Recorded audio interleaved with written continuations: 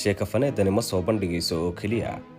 musuqmaasuqa kacdoon lagu musuqmaasuqo gacanta hoggaankeeda, balse sidoo kale waxay ku tusaysaa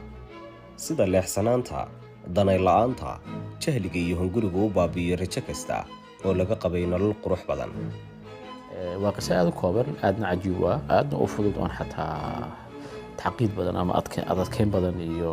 sirab badan iyo wax moogtahay wax lama fahmaan badan aan ku jirin sheeko yani taxana yar oo fudud oo isku ka dhiibaya waxaan is dhihi karaa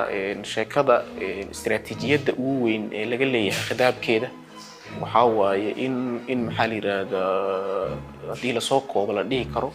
waa in khadaabka kacdoonka shacaarka lagu tilmaami karo